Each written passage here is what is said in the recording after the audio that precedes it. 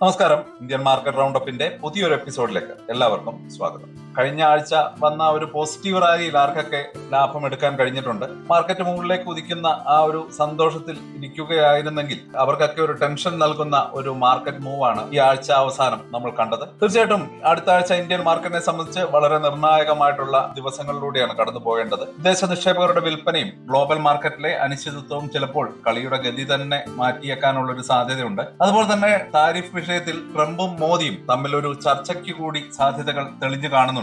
അതുകൊണ്ട് തന്നെ തീർച്ചയായിട്ടും ഈ ആഴ്ചയിലെ മാർക്കറ്റിലെ ലെവലുകൾ നമ്മൾ കൃത്യമായിട്ട് ശ്രദ്ധിച്ചിട്ടില്ലെങ്കിൽ കയ്യിലുള്ള ലാഭം നഷ്ടമായി മാറാനും സാധ്യതയുണ്ട്. അടുത്ത ആഴ്ചയിൽ നിഫ്റ്റിയിലും ബാങ്ക് നിഫ്റ്റിയിലും നമ്മുടെ കേരളത്തിൽ നിന്നുള്ള സ്റ്റോക്കുകളിലും ഒക്കെ ശ്രദ്ധിക്കേണ്ട പ്രധാന ലെവലുകളും അവസരങ്ങളും ഏതൊക്കെയാണെന്ന് നമുക്ക് ഇവിടെ പറഞ്ഞു പോകാം. Welcome to the eye opener video of Dhanam smart savings and investment solution. Welcome to the weekly round up. ആദ്യം കഴിഞ്ഞ ആഴ്ച മാർക്കറ്റിൽ എന്താണ് സംഭവിച്ചത് എന്ന് നോക്കാം. ആഴ്ചയുടെ തുടക്കത്തിൽ ഒരു തിരിച്ചുവരവിന് ശ്രമം നടത്തിയെങ്കിലും ആഗോള കാരണങ്ങളാലും വിദേശ നിക്ഷേപകരുടെ തുടർച്ചയായിട്ടുള്ള ഒരു വിൽപ്പന കൊണ്ടും വിപണി സമ്മർദ്ദത്തിലായി. കഴിഞ്ഞ ആഴ്ച, അതായത് നവംബർ 6-ന് സെൻസെക്സ് 148 പോയിന്റ് ഇടിഞ്ഞ് 83,311 ലെവലിലും നിഫ്റ്റി 88 പോയിന്റ് താഴ്ന്ന് 25,509 എന്ന ലെവലിലുമാണ് ക്ലോസ് ചെയ്തത്. വെള്ളിയാഴ്ച മാർക്കറ്റ് തുറന്നപ്പോൾ തന്നെ ഈ ഒരു വീക്ക്നെസ് കൃത്യമായിട്ട് പ്രകടമായിരുന്നു. ഒരു ഘട്ടത്തിൽ സെൻസെക്സ് 640 പോയിന്റിലധികം ഇടിഞ്ഞ് 82,700 അടുത്ത് വരെ എത്തുകയും നിഫ്റ്റി 25,318 എന്ന താഴ്ന്ന നിലവാരത്തിലേക്ക് വീഴുകയും ചെയ്തിരുന്നു. ക്ലോസിംഗിലേക്ക് എത്തിയപ്പോൾ നഷ്ടം കുറച്ച് റിക്കവർ ചെയ്യാൻ ഈ ഒരു ഇൻഡെക്സുകൾക്ക് സാധിച്ചു. ഒടുവിൽ വെള്ളിയാഴ്ച മാർക്കറ്റ് ക്ലോസ് ചെയ്തത് സെൻസെക്സ് 83,216 എന്ന ലെവലിലും നിഫ്റ്റി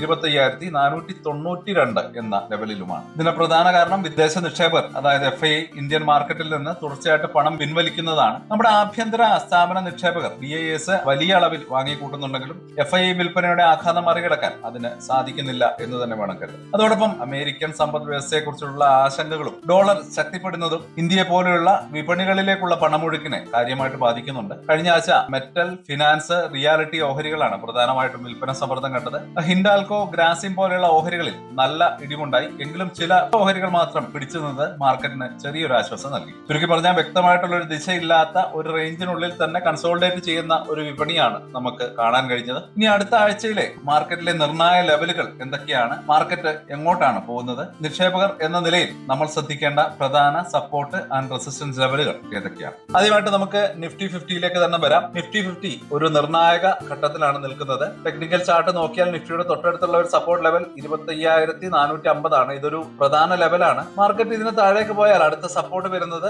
25,350, 25,300 സോണിലായി. അതായത് 25,450 ബ്രേക്ക് ചെയ്താൽ ഏകദേശം 100-150 പോയിന്റ് ഒരു ഇടിവ് കൂടി നമുക്ക് പ്രതീക്ഷിക്കേണ്ടതുണ്ട് എന്നുള്ളതാണ്. മുകളിലേക്ക് പോവുകയാണെങ്കിൽ നിഫ്റ്റി നേരിടുന്ന ആദ്യത്തെ കടമ്പ 25,700, 25,800 ഈ ഒരു സോണാണ്. ഈ റെസിസ്റ്റൻസ് ലെവൽ ശക്തമായിട്ട് ബ്രേക്ക് ചെയ്താൽ മുകളിൽ ക്ലോസ് ചെയ്യാൻ സാധിച്ചാൽ മാത്രമേ നിഫ്റ്റിയിൽ ഒരു ബുള്ളിഷ് ട്രെൻഡ് പ്രതീക്ഷിക്കാൻ പറ്റുള്ളൂ. മിക്കവാറും എല്ലാ അനലിസ്റ്റുകളും വിശ്വസിക്കുന്നത് ഈ ലെവൽ മറികടന്നാൽ അടുത്ത ഒരു 10-12 ദിവസങ്ങളിൽ നിഫ്റ്റിക്ക് 26,200 എന്ന പുതിയ ഉയരത്തിലേക്ക് എത്താൻ സാധിക്കുമെന്നാണ്. അതിനാൽ അടുത്ത ആഴ്ച നമ്മൾ ശ്രദ്ധിക്കേണ്ട ചില മാന്ത്രിക സംഖ്യകൾ 25,450-ഉം 25,700-നും മുകളിലാണ്. ഇന്ത്യൻ മാർക്കറ്റിന്റെ എഞ്ചിനായിട്ടുള്ള ബാങ്ക് നിഫ്റ്റിയിലും സമാനമായിട്ടുള്ള അവസ്ഥയാണ്. വിൽപ്പന സമ്മർദ്ദം ഉണ്ടായെങ്കിലും അത് അതിന്റെ 20-ഡേ മൂവിംഗ് ആവറേജിന് മുകളിൽ പിടിച്ചു നിൽക്കാൻ ശ്രമിക്കുന്നത് ഒരു പോസിറ്റീവ് സിഗ്നൽ തന്നെയാണ്. അടുത്ത ആഴ്ചയിൽ ബാങ്ക് നിഫ്റ്റിയുടെ പ്രധാന സപ്പോർട്ട് സോൺ 57,000-ഉം 57,580 റേഞ്ചിലായിരിക്കും. ഈ ലെവലിൽ നിന്ന് ഒരു ബൗൺസ് ബാക്ക് നമുക്ക് പ്രതീക്ഷിക്കാം. അതേസമയം മുകളിലേക്ക് പോകുമ്പോൾ 58,100, 58,500 എന്നീ ലെവലുകൾ ശക്തമായിട്ടുള്ള ഒരു റെസിസ്റ്റൻസ് ആയിട്ട് പ്രവർത്തിക്കും. ഒരു പുതിയ മുന്നേറ്റം തുടങ്ങണമെങ്കിൽ ബാങ്ക് നിഫ്റ്റി 58,100 എന്ന ലെവൽ നിർബന്ധമായിട്ട് മറികടക്കണം. ബാങ്കിംഗ് ഓഹരികളിൽ നിക്ഷേപമുള്ളവർ ഈ ലെവലുകൾ ശ്രദ്ധയോടെ വീക്ഷിക്കുന്നത് നല്ലതാണ്. ലെവലുകൾ മാത്രമല്ല, ചില പ്രധാന സംഭവങ്ങളും നമ്മുടെ അടുത്ത ആഴ്ച മാർക്കറ്റിനെ സ്വാധീനിക്കും. ഒന്നാമതായിട്ട് പൈൻ ലാബ്സ് IPO ഉണ്ട്. ഫിൻടെക് രംഗത്തെ പ്രമുഖരായിട്ടുള്ള പൈൻ ലാബ്സിന്റെ ഏകദേശം 3,900 കോടി രൂപയുടെ IPO വെള്ളിയാഴ്ച നവംബർ 7-ന് ആരംഭിച്ചിട്ടുണ്ട്. വിപണി ദുർബലമായിരുന്നിട്ടും ആദ്യ ദിവസം തന്നെ ഭേദപ്പെട്ട പ്രതികരണമാണ് ഇതിന് ലഭിച്ചത്. നവംബർ 11 വരെയാണ് IPO ഓപ്പൺ ആയിരിക്കുക. ഇതിന്റെ സബ്സ്ക്രിപ്ഷൻ ഡേറ്റ വിപണിയുടെ പൊതുവായ വികാരത്തെ സ്വാധീനിക്കാൻ സാധ്യതയുണ്ട്. അതുപോലെ ആഗോള സൂചനകളും ഡോളറിന്റെ നീക്കവും നേരത്തെ പറഞ്ഞതുപോലെ തന്നെ അമേരിക്കൻ വിപണിയിലെ ചലനങ്ങളും ഡോളറിന്റെ മൂല്യവുമാണ് ഇപ്പോൾ ഇന്ത്യൻ വിപണിയെ പ്രധാനമായിട്ട് നിയന്ത്രിക്കുന്നത്. തൊഴിൽ വിപണിയിൽ നിന്നുള്ള മോശം കണക്കുകൾ ആഗോളതലത്തിൽ ആശങ്ക സൃഷ്ടിച്ചിട്ടുണ്ട്. അതിനാൽ അടുത്തു വരുന്ന ഗ്ലോബൽ ഡേറ്റകളും ഫെഡ് റിസർവ് അംഗങ്ങളുടെ പ്രസ്താവനകളും വളരെ നിർണായകമായി. വിദേശ നിക്ഷേപകരുടെ ഡേറ്റ, FI ഡേറ്റ, എല്ലാ ദിവസവും വൈകുന്നേരം വരുന്ന FII-DA ഡേറ്റ നമ്മൾ ശ്രദ്ധിക്കേണ്ടതുണ്ട്. വിദേശ നിക്ഷേപകർ വിൽപ്പന നടത്തി വാങ്ങാൻ തുടങ്ങുമ്പോൾ അത് വിപണിക്ക് നൽകുന്ന ഊർജ്ജം വളരെ വലുതായിരിക്കും. ഒക്ടോബറിൽ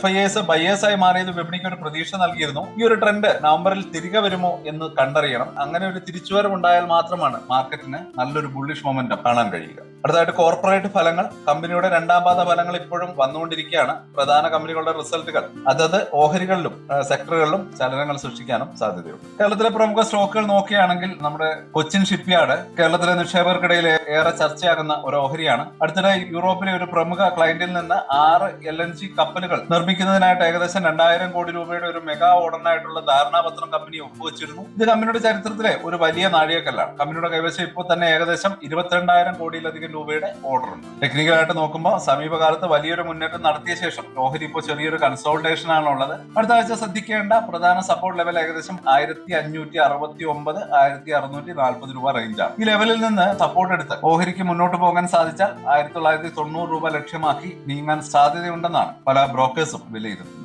അതുപോലെ തന്നെ ഫെഡറൽ ബാങ്ക്, നമ്മുടെ എല്ലാം പോർട്ട്ഫോളിയോയിൽ പലപ്പോഴും ഇടം പിടിക്കാറുള്ള ഫെഡറൽ ബാങ്ക് സമീപകാലത്ത് മികച്ച പ്രകടനമാണ് കാഴ്ചവെക്കുന്നത്. രണ്ടാം പാദ ഫലങ്ങളും മികച്ചതായിരുന്നു. അടുത്ത ആഴ്ചയിൽ ഫെഡറൽ ബാങ്കിന്റെ ഓഹരി വിലയിൽ ശ്രദ്ധിക്കേണ്ട പ്രധാന സപ്പോർട്ട് ലെവൽ 230 220 രൂപ അവർ റേഞ്ചാണ്. ഈ ഭാഗത്തു നിന്നും ഓഹരിക്ക് നല്ലൊരു സപ്പോർട്ട് ലഭിക്കാൻ സാധ്യതയുണ്ട്. മുകളിലേക്ക് പോവുകയാണെങ്കിൽ 240 245 രൂപ റേഞ്ചിൽ ഒരു റെസിസ്റ്റൻസ് നേരിടേണ്ടി വരും. ഈ ലെവൽ മറികടന്നാൽ പുതിയ ഉയരങ്ങൾ മുന്നോട്ടേക്ക് നമുക്ക് കാണാൻ കഴിയും. ഇനി V-Guard ഇൻഡസ്ട്രീസ്. കേരളത്തിൽ നിന്ന് തുടങ്ങി ഒരു പാൻ ഇന്ത്യൻ ബ്രാൻഡായിട്ട് മാറിയ V-Guard സ്ഥിരതയുള്ള വളർച്ചയാണ് കാണിക്കുന്നത്. നിലവിൽ ഓഹരി വില ഏകദേശം 350 360 രൂപ റേഞ്ചിലാണുള്ളത്. അടുത്ത ആഴ്ചയിൽ 345 ഒരു പ്രധാന സപ്പോർട്ടായിരിക്കും. ഈ ഒരു ലെവൽ നിലനിർത്താനായാൽ ഓഹരിക്ക് വീണ്ടും 380 390 രൂപ നിലവാരത്തിലേക്ക് ഉയരാൻ കഴിയും എന്നാണ് കരുതുന്നത്. കൺസ്യൂമർ ഡ്യൂറബിൾ സെക്ടറിലെ ഡിമാൻഡ് ഓഹരിയുടെ ഭാവി പ്രകടനത്തിൽ നിർണായകമായി. തീർച്ചയായിട്ടും $1 മില്യൺ ക്വസ്റ്റ്യൻ ഈസ് അടുത്ത ആഴ്ച എന്ത് ചെയ്യണം? അടുത്ത ആഴ്ച ഇന്ത്യൻ ഓഹരി വിപണിയെ സംബന്ധിച്ച് വളരെ നിർണായകമാണ്. വിപണി ഇപ്പോൾ ഒരു കാത്തിരുന്ന് കാണുക എന്ന അവസ്ഥയിലാണുള്ളത്. ചുരുക്കി പറഞ്ഞാൽ ശ്രദ്ധിക്കേണ്ട കാര്യങ്ങൾ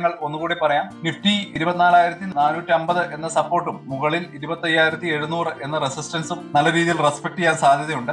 ഈ ഒരു റേഞ്ച് എപ്പോൾ ബ്രേക്ക് ചെയ്യുന്നു, എങ്ങോട്ട് പോകുന്നു എന്ന് നോക്കി മാത്രം നല്ല ഇൻവെസ്റ്റ്മെന്റ് ഡിസിഷൻസ് എടുക്കുക. വിദേശ നിക്ഷേപകരുടെ നിലപാടും ആഗോള വിപണിയുടെ സൂചനകളുമായിരിക്കും മാർക്കറ്റിന്റെ ദിശ തീരുമാനിക്കുന്നത്. പൊസിഷനുകൾ എടുക്കുന്നതിന് പകരം മാർക്കറ്റ് ഒരു വ്യക്തമായിട്ടുള്ള ദിശ നൽകുന്നത് വരെ കാത്തിരിക്കുക. കയ്യിലുള്ള ഓഹരികളിൽ സ്റ്റോപ്പ് ലോസ് കൃത്യമായിട്ട് വെക്കുക. ഈ ഒരു ഫ്ലക്ച്വേഷൻസിനെ നേരിടാൻ തയ്യാറായിരിക്കുക. ഓർക്കുക, ഓഹരി വിപണിയിലെ നിക്ഷേപം നഷ്ടസാധ്യതകൾക്ക് വിധേയമാണ്. ഏതൊരു നിക്ഷേപം നടത്തുന്നതിന് മുൻപും സ്വന്തമായിട്ടുള്ള കൃത്യമായിട്ടുള്ള പഠനങ്ങൾ നടത്തേണ്ടതുണ്ട്. അപ്പോൾ ഈ ഒരു അനാലിസിസ് നിങ്ങൾക്ക് ഉപകാരപ്പെട്ടു എന്ന് തന്നെ കരുതുന്നു. വീഡിയോ ഇഷ്ടമായെങ്കിൽ നിങ്ങളുടെ അഭിപ്രായങ്ങളും സംശയങ്ങളും താഴെ കമന്റ് ബോക്സിൽ അറിയിക്കുക. അടുത്ത ആഴ്ച ഏത് സ്റ്റോക്കിനെ കുറിച്ചാണ് സംസാരിക്കേണ്ടതെന്ന് നിങ്ങൾക്ക് നിർദ്ദേശിക്കുകയും ചെയ്യാം. ഇന്ത്യൻ ഓഹരി വിപണിയെ കുറിച്ചുള്ള ഏറ്റവും പുതിയ വിവരങ്ങൾക്കായിട്ട് ഈ ചാനൽ തീർച്ചയായിട്ടും ലൈക്ക് ചെയ്യുക, സബ്സ്ക്രൈബ് ചെയ്യാൻ മറക്കരുത്. ആ ഒരു ബെല്ലൈക്കൻ കൂടി ഒന്ന് പ്രസ് ചെയ്തേക്കും.